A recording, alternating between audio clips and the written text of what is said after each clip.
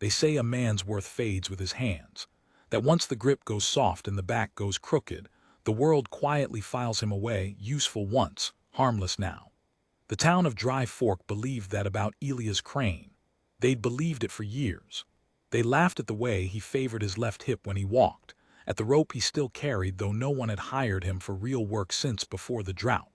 They called him the ghost of the corral, and they meant it the way you'd call a busted fence post a landmark. But there are things a body forgets that the bones never do. And on the morning, 40 head of wild stallions came down off the rimrock with murder in their hooves, and nothing between them and a yard full of children but one old man who couldn't run any more. Dry Fork learned that the word finished and the word done are not the same thing. I was there. I saw all of it, and I have spent every year since trying to understand what I watched a dying man choose. This is that story. The first sound was wrong before I understood why. I was 19 and half asleep against the water trough, hat tipped over my eyes, pretending to mind the gate the way men pretend to do work they've decided is beneath them. It was the slow part of a slow morning, the kind where the heat hasn't arrived yet but you can feel it crouching out past the hills, waiting. Somewhere behind me Mrs. Calloway was hanging wash, and the wet snap of a sheet shaking out was the loudest thing for a quarter mile. I remember thinking nothing. That's the honest truth of it. My head was empty as a dropped bucket. Then the ground asked me a question. It came up through the wood of the trough and into my spine, not a sound at first but a pressure, a low irregular shudder like something enormous clearing its throat underground. I pushed my hat back. The dogs by the smithy had gone rigid, all three of them facing the same direction, ears forward, not barking. A dog that won't bark is worse than one that will. Everybody who's spent time around animals knows that. The bark is the warning. The silence is the verdict. I followed their stare up toward the rimrock, that long broken shelf of red stone that hems Dry Fork in on the north side. And for a second I couldn't make sense of what I was seeing because the top of the ridge appeared to be moving. A brown line, rippling. A trick of the heat, I thought. A shadow of cloud. Then the line poured over the edge and became horses. I want to be careful here, because in the years since I have heard men tell this story in saloons from here to the territory line, and every telling adds 10 head and subtracts the truth. So let me say plainly what came down off that ridge. A wild band, 40 or so, led by a black stallion the size of a barn door, and they were not running the way horses run when they're spooked and looking for open country. They were running down. Straight down a grade no sane animal should take at speed, gravity doing half the killing, and they came in a flood with no edges, the way water comes when a dam lets go all at once. And below them, directly, perfectly, terribly below them, was the schoolyard. It was a Tuesday. I remember it was a Tuesday because the little ones did their letters out of doors on Tuesdays when the weather was kind, sitting in the dirt in a loose ring around Miss Ada while she drew the alphabet with a stick. 11 children. I counted them later after. The way you count things when counting is the only thing your hands can still do. 11 children between 4 and 9 years old, sitting in the soft, fan-shaped wash at the bottom of the slope, the exact place a flood would empty into. They hadn't noticed yet. Children don't look up. That's a thing you forget once you've stopped being one, that a child's whole world is the 3 feet in front of their nose, the bug, the stick, the loose tooth. Miss Ada had her back to the ridge. Mrs. Calloway was still hanging wash. The town was still pretending it was an ordinary Tuesday, and the horses were already a third of the way down. I want to tell you I moved. I want to tell you I was a hero, that I sprang up and ran and did something with all that young strength I was so proud of and so careless with. But the honest record is this. I stood frozen against the water trough with my mouth open, one hand still on the warm wood, and I did absolutely nothing. My body had simply refused the order. Some part of me had already done the arithmetic, the distance, the speed, the slope, and concluded there was no answer to it, and so it had quit. That's what fear is, I learned that day. It isn't a feeling. It's a kind of bankruptcy. Everything in you that's supposed to act files its papers and closes the doors. The only person in Dry Fork who moved was the one we'd all decided couldn't. I didn't even see where Elias came from. One moment the yard between the slope and the children was empty, and the next he was crossing it, Old Crane, the ghost of the corral, the joke we kept around like a chipped cup nobody throws out. He came out of the long shadow by the corral fence at a gait I'd never seen him use. Not a run exactly. His hip wouldn't allow it, but a furious lopsided lurch. A man hurling a broken body forward by sheer refusal. His hat was gone. I hadn't ever seen him without his hat. His white hair stood up in the wind he was making, and he had his rope already in his hand, already shaking out a loop, and he was screaming something I couldn't hear over the thunder that was now filling up the whole sky. Let me back up. You can't understand what he did without understanding what we'd made of him. Elias Crane had broken horses for the big outfits when this country was still being decided. The old men in the town, the ones old enough to have been young when he was in his prime, told it that there wasn't a horse foaled he couldn't gentle, that he had something in his hands and his voice that animals trusted the way frightened people trust a doctor. But that was before my time. By the time I knew him, he was a man the years had gone through like a hard winter goes through a thin roof. His back had a curve in it that pitched his head forward, so he always seemed to be peering at the ground looking for something he'd dropped. His hands shook when they weren't busy.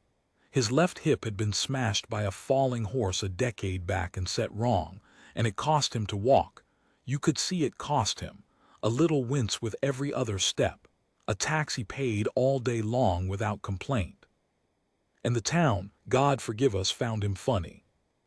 Not cruel exactly. We told ourselves it wasn't cruel. We bought him his coffee and let him sit in the shade of the mercantile, and nobody ever ran him off or spoke a true unkindness to his face. But we laughed. We laughed when the young hands would ask him, all mock serious, to show us how it's done, Mr. Crane. And he'd start to rise and they'd already be grinning at each other behind his bent back. We laughed at the rope he carried everywhere, a working man's rope on a man who hadn't worked in years, the way you'd laugh gently at an old soldier who still polished a rifle he'd never fire. The ghost of the corral. We thought we were being kind by keeping him around to laugh at. We thought the laughing was a kind of love. Maybe some of it was. But it was the kind of love that has already decided a man is finished, and that is a colder thing than hatred, because hatred at least credits you with the power to do harm. We had filed Elias under harmless, and there is no lonelier drawer in the whole cabinet of how people see you. I know all this now. At 19, I just thought he was a funny old man, and I laughed along with the rest, and I am ashamed of it in a way that has not faded with 30 years, and I don't expect it to. So when I tell you that the only thing moving in Dry Fork that morning was Elias Crane, understand what that means. The fastest young men in the town stood frozen with me. The strong ones, the proud ones, the ones who'd asked him to show us how it's done. We all of us did the arithmetic and quit.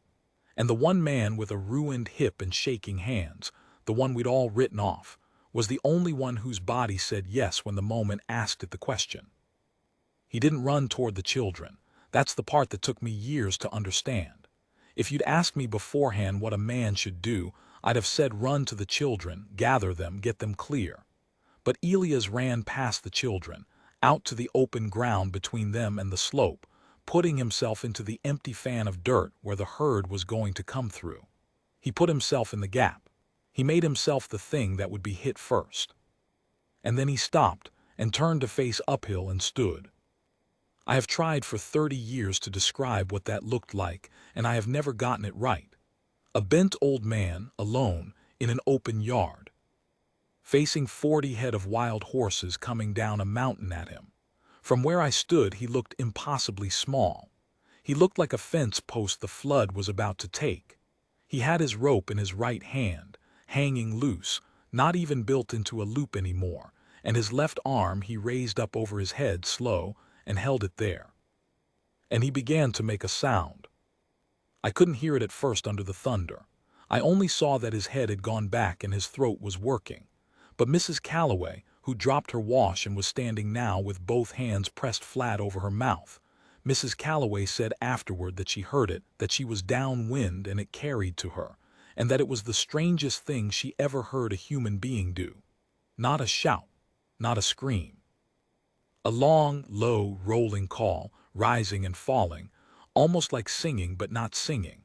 A sound with no words in it that nonetheless seemed to mean something, the way a wolf's howl means something even though it has no grammar. She said it raised every hair on her arms. She said it didn't sound like it came from a man at all. It came from a man. It came from 60 years of a man's hands and voice and patience, from every dawn he'd spent in a corral with a frightened animal learning that this human, alone among humans, would not lie to it. Whatever that sound was, it was the last thing Elia's crane had left, and he spent all of it at once. The black stallion at the head of the herd saw him. I want to be precise about this moment because it is the hinge the whole story turns on, and because I have heard it told wrong so many times. The herd did not stop. Let me kill that lie right now. The saloon version where the horses pull up short in a cloud of dust and stand trembling before the magic old man. That is not what happened. 40 head of animals running flat out down a 40-degree grade cannot stop, any more than the flood can decide to flow uphill. Physics had them. They were committed, they were coming. But a herd, even a wild one, even a panicked one, is not 40 separate decisions. It is one decision made by the lead animal that the others pour themselves into. And the black stallion, coming down hard with his ears pinned and his eyes white-trimmed, this enormous wild thing that had never in its life submitted to a human hand, the black stallion heard him. I saw the moment it happened. I saw the great head come up a fraction, the ears swivel, that low rolling call reaching up the slope and touching something in the animal that 40,000 years of being a horse had left wired into him. Some ancient circuit that knew that sound, that answered it before thought. The stallion didn't stop, he couldn't. But he turned. He laid his weight into a long curving line away from the bent old man and the children behind him, and the 40 head behind the stallion did what 40 head behind a stallion always do. They poured into his decision. They followed the turn. The whole brown flood bent like a river finding the soft bank, and the leading edge of it came down off the slope and across the flat, not into the schoolyard, but along it, parallel. A wall of muscle and noise sliding past so close that the dust of it rolled over the children where they sat, finally screaming. Miss Ada throwing her body over the 3 nearest to her. And Elia's crane stood in the gap and held his arm up and made his sound while 40 wild horses thundered past close enough to touch, and the world filled up with dust, and I lost sight of him. I lost sight of him. The dust came across the whole yard in a brown rolling wall and swallowed everything, the children, the slope, the old man in the gap, and for a stretch of time I could not measure. The entire town of Dry Fork was nothing but noise and grit, and the screaming of children, and the diminishing thunder of the herd as it ran itself out onto the southern flat and away.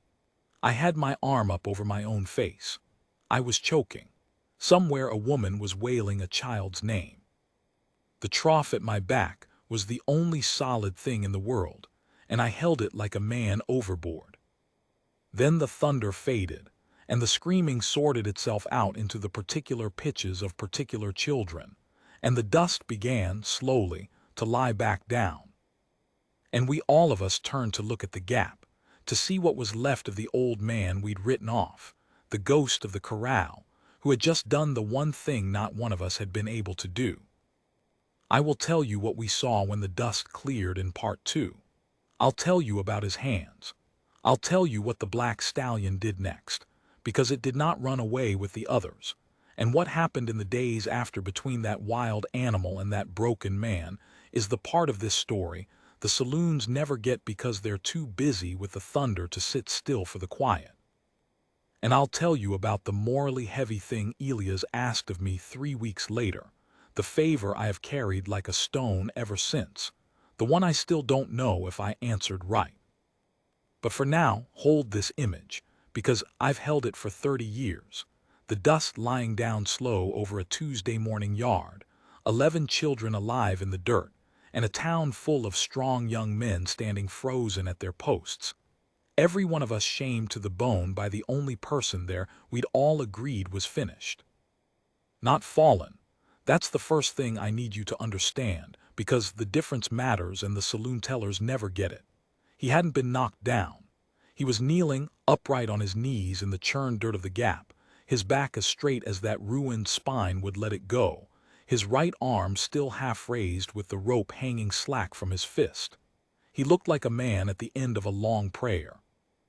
The horses had passed close enough that the wash of their going had stripped the loose grit off the ground around him in a clean fan, so he knelt in a kind of cleared circle, and the morning light came down through the settling dust in long brown shafts, and for one held second nobody in Dry Fork made a sound. Then his arm came down, slow, like a thing being lowered on a rope, and his head dropped forward and his shoulders began to shake, and we all thought that he was hurt, that something inside him had torn loose, and the spell broke and people ran. I ran too, finally. My legs had come back to me. I got there third or fourth, and I went down on my knees beside him in the cleared dirt, and I put my hands on him without knowing what I meant to do, and I said his name like a question. He wasn't hurt, he was laughing. That is the truth, and it has unsettled me my whole life. The old man was kneeling in the dust with his eyes streaming, and his breath coming in great ragged whoops, and the sound coming out of him was laughter, not happy laughter, not even sane laughter, but the helpless heaving kind that comes out of a man when his body has spent everything it had, and the spending didn't kill him after all. It is the sound men make on the far side of dying when they find out they're not going to. I have heard it once or twice since, from men pulled out of rivers, from a fellow who walked away from a wagon that rolled. It is one of the most human sounds there is, and there is no joy in it at all. It is just the body, emptied out, astonished to still be a body. His hands were the worst of it. I'd taken hold of his right forearm to steady him, and I could feel them, both of them, shaking. Not the small familiar tremor we'd all grown so used to mocking, the polite shiver of an old man lifting a coffee cup. This was different. This was the deep, total shudder of muscle that has been ordered to do the impossible, and has done it, and now has nothing left to hold itself together with. The rope had cut a red welt across his palm where he'd gripped it. His knuckles wouldn't open. I had to work his fingers loose from the rope one at a time, like unbending wire, and when the last one came free, the rope dropped into the dirt and he looked down at it as if he didn't recognize what it was. 40, he said. His voice was a wreck. I counted 40 going down, you count 'em coming back. I told him I didn't. Children, he said. It wasn't a question and it wasn't a statement. It was a man reaching for a fact through a fog. All of them, I said. Every one, they're all right, Elias. Every one of them's all right. And here is the thing I have never told anyone, not in 30 years, because it felt too private to carry out of that cleared circle and into the loud retelling world. When I told him the children were all right, Elias Crane closed his eyes, and a single sound came out of him that was not laughter anymore. Just one. Low. And 2 clean tracks ran down through the dust on his face. He didn't sob. He wasn't a man who'd have known how. He just let that one sound out and shut his eyes and sat with it. And I knelt there with my hands on his shaking arm, and understood that I was looking at something I had no right to be looking at. And I looked anyway, because I could not have looked away from it to save my life. I had laughed at this man. We all had. We had filed him under harmless and bought him his coffee and felt good about ourselves for it. And here he was on his knees with the proof of what he'd been all along running down his face, and not one of us had ever once asked. They wanted to make a parade of him, of course. The town, once the fear drained out of it, did what frightened towns do. It converted the terror into a story it could tell at supper, something with a clean shape and a hero at the center, and it set about decorating Elias Crane like a church on a feast day. Men who'd grinned behind his back came and pumped his unfeeling hand. The Callaways wanted to throw a dinner. Somebody got the idea of a collection, passing a hat to buy the old hero, I don't even remember what, a new saddle, a chair. Some object to stand in for the gratitude nobody knew how to say with their mouths. The Reverend mentioned him from the pulpit that Sunday and called it deliverance and called Elias an instrument, which I suppose was meant kindly and which I noticed Elias did not go to hear. He wanted none of it. I watched him refuse all of it, gently, the way you'd turn a dog away from a door. And I want to be careful not to paint him as a saint about this, because he wasn't being humble, not in the way the Reverend meant when he praised the old man's humility the next Sunday. It was simpler and stranger than humility. It was that the parade was about them. The dinner, the hat, the sermon, those were Dry Fork's way of settling its own account, of taking the shameful thing it had felt when it stood frozen and turning it into a comfortable thing it could feel proud of. And Elias, who had spent his life reading the true intention under the surface of frightened animals, read the true intention under his neighbors just as easily, and he wanted no part of being the thing they used to forgive themselves. He had something else on his mind anyway. I didn't understand it for 3 days.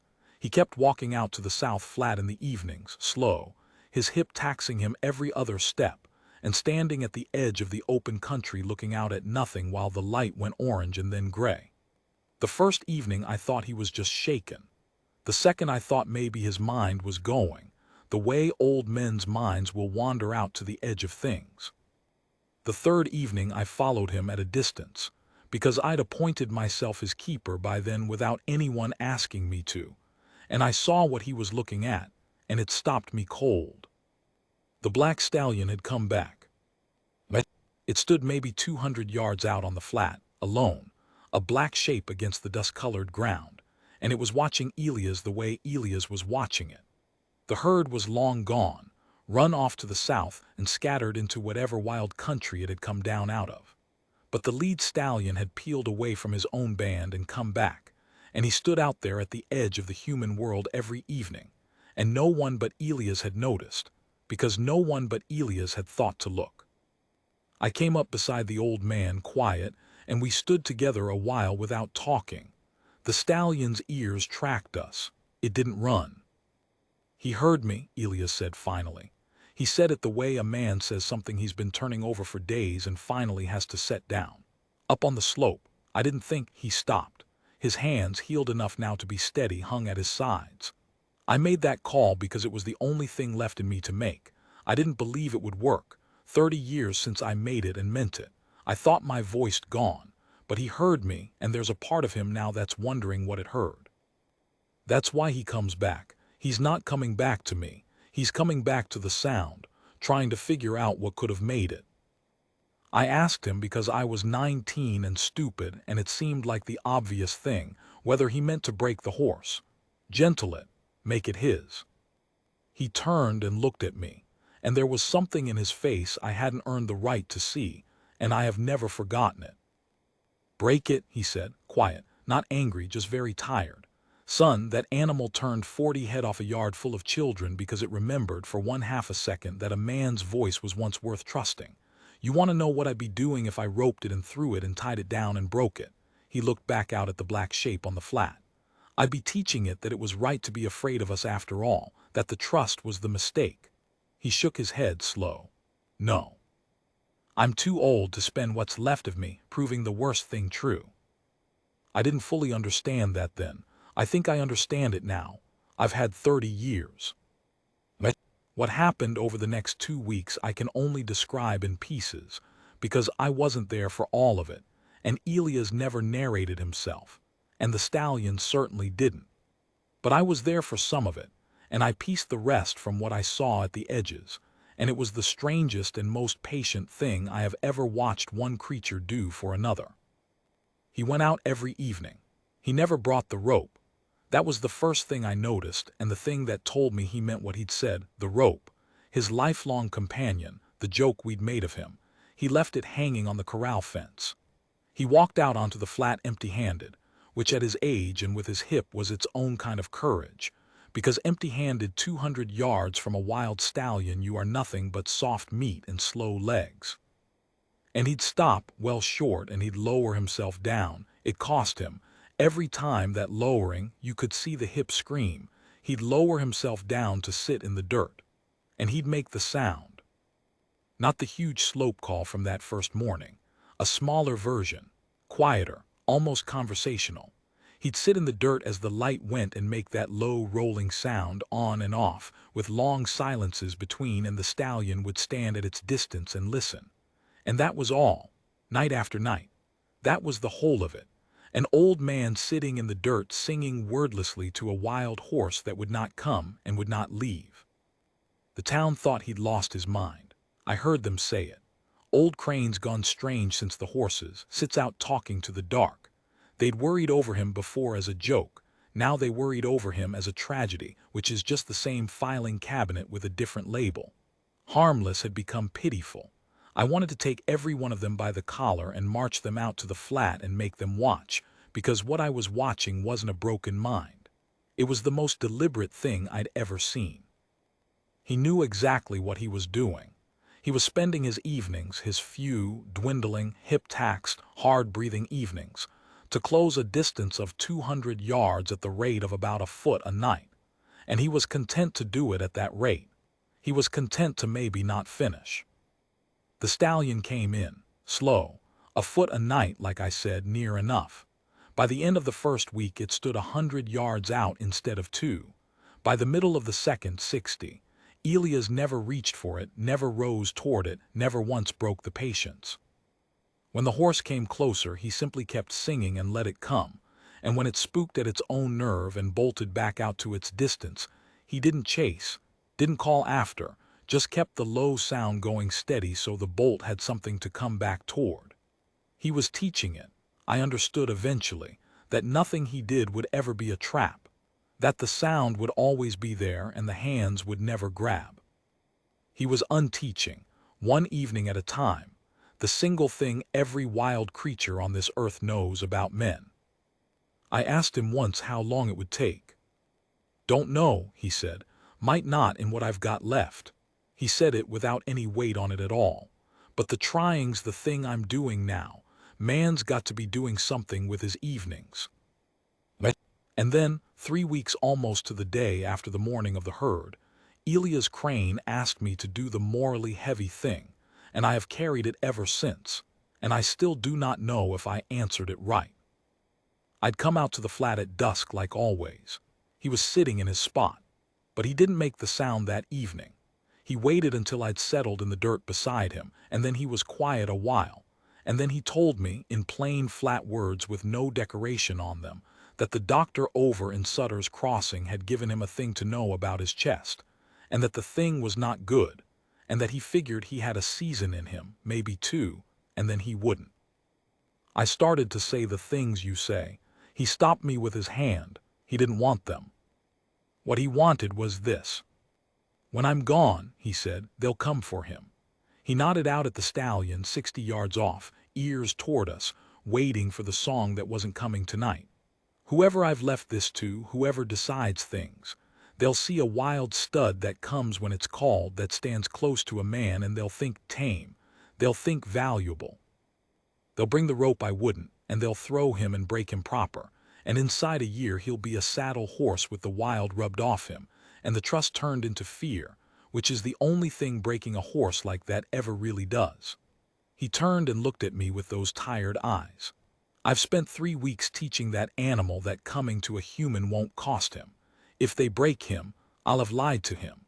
I'll have walked him gentle right up to the trap and handed him over. I'd rather have left him wild and afraid and never sung a note." I asked him what he wanted from me, and he told me.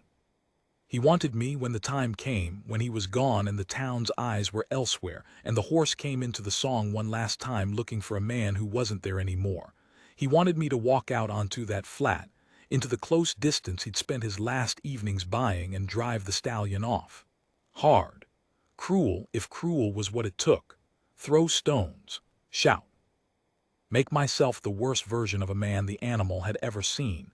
frighten it back out into the wild country so completely and so violently that it would never again make the mistake of trusting that a human voice meant safety. Undo, in one ugly evening, the gentlest thing the old man had ever done, so that no one could ever finish the breaking he'd refused to start. So the horse would stay wild and free and afraid of us, because afraid and free was a better life than trusting and owned. "You're the only one'll be watching close enough to know when to do it," he said, "and you're young enough to live with having done it. I can't ask it of an old man. It'd be the last thing he ever did, and it's a poison to carry. You've got the years to dilute it." He almost smiled. "That's the only reason I'm handing it to you, son. Not because you've earned it, because you've got the time." I want to tell you I said yes cleanly. I didn't. I sat in the dirt next to a dying man and the wild horse he loved, and I felt the weight of it come down on me. The asking me to be the villain of the kindest story I'd ever seen, to take the trust he'd built and shatter it on purpose, to break the horse's heart in order to save its freedom. And I did not know if it was the most loving thing a man could ask or the most terrible. And 30 years later on my own front porch, I still turn it over in the dark and I still cannot tell you which. I gave him an answer that evening. I'm not going to tell you yet what it was. I'm going to tell you in part 3 what I said, and what I did when the season turned and the day actually came, and whether the answer I gave and the thing I did were the same thing, because they were not, and the gap between them is the part of this I've spent my whole life inside. But I'll leave you here, where I was left. In the dirt on the south flat, the light gone gray, a black stallion waiting 60 yards out for a song, and an old man beside me with 2 seasons left, asking me to spend the rest of my own life making sure his last kindness never got turned against the thing he gave it to. The stallion took a step toward us, toward the silence where the song should have been. Elias didn't sing, he just watched it come. That's the answer I gave him in the dirt that evening, with the light gone gray and the stallion stepping toward the silence. I told him yes, I'd do it. I'd drive the horse off hard when the time came. I said it because he was dying and asking, and you do not refuse a dying man at the edge of a flat with his last work standing 60 yards out waiting for a song. I said it the way you sign a thing you haven't fully read because the man holding the pen out to you is shaking and you love him. But I want to set down plainly, because this whole telling has been an exercise in not lying the way the saloons lie, that when I said yes I did not believe I would do it. I thought in the cowardly back room of myself where we keep the thoughts we don't say out loud, I thought, he'll be gone and grief makes men promise things, and when the day comes I'll find some softer way through. I'll let the horse drift off on its own. I'll not have to be the villain. The world will arrange it so I'm spared. The world did not arrange it so I was spared. The world almost never does. That's the other thing 30 years teaches you. But he got his 2 seasons, near enough. The summer wore out and the fall came in cold, and Elias kept going to the flat as long as his legs and his chest would carry him there, which got to be less far and less often as the weeks turned. The stallion came into 30 yards, then 20. By the first hard frost the black horse would stand close enough that on a still evening I could hear it breathing, hear the soft, enormous bellows of it, and Elias would sing his low, rolling song from where he sat, and the horse would stand over him almost near enough to touch, and the 2 of them would hold there in the cold blue dusk like the last 2 creatures left on the earth. He never touched it. 2 seasons of patience, and he never once reached out his hand, because reaching was the trap, and he'd promised the animal there'd be no trap, and a man who'll lie to a horse will lie to anything. I used to think that was the saddest restraint I'd ever witnessed. I've come around to thinking it was the purest love I ever will. Then the cold got into his chest the way the doctor said it would, and the walks to the flat stopped, and then for a stretch of grim short days the walks anywhere stopped, and one morning near the turn of the year Mrs. Calloway, who'd appointed herself his nurse the way I'd appointed myself his keeper, came out onto the mercantile porch and didn't have to say anything because her face said it. The ghost of the corral was gone. He died in the dark sometime before dawn, alone, the way he'd lived, In a town that had spent years laughing at him and 3 weeks calling him a hero, and never once in all of it simply knowing him. I knew him. A little. As much as a stupid 19-year-old can know a man like that. It is the great fortune of my life that I bothered to follow him out to the flat, and the great wound of it that I didn't start sooner. They buried him on the rise above the South Flat. I don't think anyone chose that spot for any reason but that the ground was easy there. But it has always seemed to me that some unconscious rightness arranged it, because from that rise, you can see the open country he spent his last evenings looking out at. The Reverend said deliverance again, an instrument again, and the town stood in its good clothes and grieved the comfortable grief it had been wanting to grieve since the morning of the herd. And I stood at the back and looked past all of them, out at the flat. The stallion was there. Of course it was there. 200 yards out where it had first stood, watching the strange gathering of humans on the rise with its head high and its ears working, and I understood with a lurch that nearly took my legs that it had come in to be sung to, and that the song was in the ground now, and that the horse did not know this yet. I waited 4 days. I'm not proud of the waiting. I told myself I was letting the ground settle, letting the town's eyes turn elsewhere the way Elias had said they would. The truth is I was a coward looking for the softer way through, the way I'd been counting on since the evening I said yes. I went out to the flat each of those 4 dusks, and I watched the black horse come into the silence, looking for the man, looking for the sound, coming closer each night because the absence didn't frighten it. It drew it, the poor trusting thing. It thought the quiet meant the man was just being patient again, just waiting for it to close the distance 1 more foot. On the 4th evening it came into 10 yards of me. It had never come that close to anyone but Elias. It stood there in the cold with its breath smoking and its dark eye on me, and it made a sound, I swear to this. I've never told it because it sounds like a sentimental lie, and I have hated sentimental lies all my life on account of how this town told them about Elias. It made a low questioning sound, down in its chest, a horse's sound, reaching toward me, toward the place a man used to sit, asking in the only grammar it had, where the song had gone. And I understood that the softer way through was a fiction I'd invented to spare myself. There was no drifting off. The horse was not going to wander back to the wild on its own. It was going to keep coming in, closer and closer to whoever would sit in the old man's spot, and the next person to sit there would not be a man who'd spent his life learning that breaking a horse only teaches it to be afraid. The next person would have the rope. The town was already murmuring about it.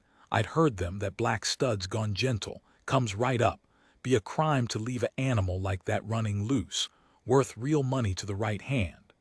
They had filed the horse, the way they'd filed Elias under useful. And the breaking would come, and it would teach the animal that the trust had been the mistake, that the song had been the lure, that Elias, patient, dying, honest Elias, had walked it gentle into the trap after all. Unless I did the terrible thing first. I have thought 10,000 times about whether I could have found another way, driven it off softer, frightened it just enough. But you cannot unteach 2 seasons of perfect trust with a polite scare, any more than you can put a flood back up the slope. The horse had to be made to believe, all the way down to the old wired-in animal floor of itself, that a human in that spot meant danger, meant the worst thing it had ever known, or it would come back, and one day come back to the rope. Half-cruelty would only confuse it. Elias had understood that. Cruel, if cruel is what it takes. He'd known exactly the size of what he was asking. He'd known it would have to be total. So I did it. I'm not going to lay it out in detail, the thing I did on the flat that 5th evening. Partly because I don't think the detail serves anything but my own need to be forgiven. And I've decided I don't get to be forgiven, not for this, not by you and not by me. That carrying it unforgiven is the whole point, is the price, is the thing Elias meant when he said it was a poison and I had the years to dilute it. He didn't mean I'd dilute it into nothing. He meant I'd have long enough to learn how to live beside it. But I'll tell you the shape of it. I waited until the black horse came into the song that wasn't there, came in trusting, came in close, and then I rose up out of the old man's spot, and I became the most frightening thing that animal had ever encountered. I made myself everything Elias had spent his last evenings proving a human wasn't. I shouted, I charged, I threw stones. I drove it back and would not let it stop, would not let it find a place to turn and come back toward, the way Elias always had. I took away the safe distance. I took away the song. I took away every gentle thing the old man had built, and I burned it all down in front of the horse in the space of a few howling minutes until the thing finally broke and ran wild, ran the way it had come down the slope that first morning. All wide-eyed terror and committed flight, ran south into the open country, and did not look back and did not slow and was gone. It worked. That's the unbearable part. It worked perfectly. I drove the trust clean out of it. I made sure no man would ever sing that horse up to a rope, because I'd taught it the last lesson it would ever need about men, and I'd taught it well because I'd had the best of teachers in how much it mattered to teach an animal the truth. I just had to teach it the opposite truth from the one he'd died proving.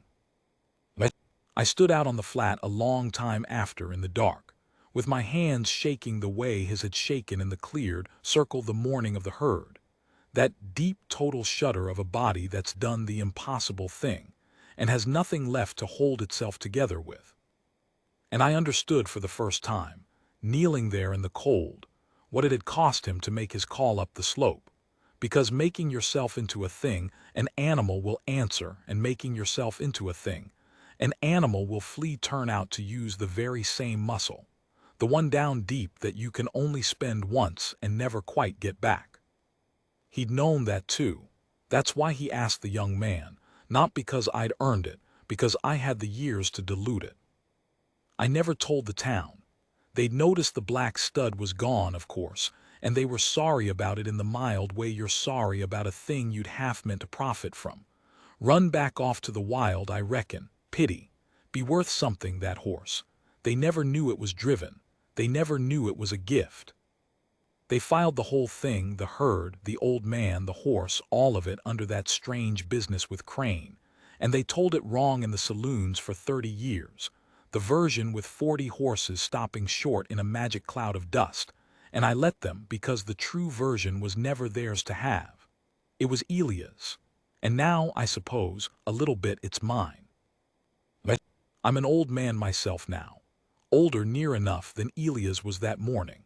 My own hip's gone bad, there's a joke in that I don't much care for, and the young hands at the outfit where I keep myself useful have a name for me I'm not supposed to have heard, and they ask me sometimes, all mock serious, to show them how it's done, and grin at each other behind my bent back.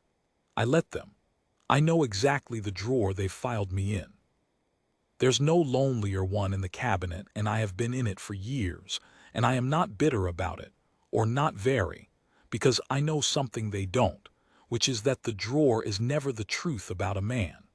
It's just where the frightened file the ones they've decided not to bother knowing. Sometimes in the evenings I walk out to the edge of the open country, and I sit down in the dirt. It costs me now. That lowering, the hip taxes me every time, and I think of him when it does. And I look out south at the wild ground where I drove a black stallion 30 years ago, and I wonder if it lived a long, free life out there, afraid of men the way I made it afraid, and whether that fear I gave it was the cruelest thing I ever did or the kindest, and whether those were ever really two different things at all. And once or twice, when the light's near gone and there's nobody to hear an old fool, I have made the sound. His sound. The low rolling call. Badly, I never had the hands or the voice, I only ever had the watching. I make it out at the dark and I let it die off across the flat, and I sit in the quiet after and I wait. Nothing has ever answered. I tell myself that's the gift working. That's the horse staying wild and free and afraid, somewhere out there past the rim of what I can see, living the life I broke its heart to give it. I tell myself that. Some evenings I almost believe it.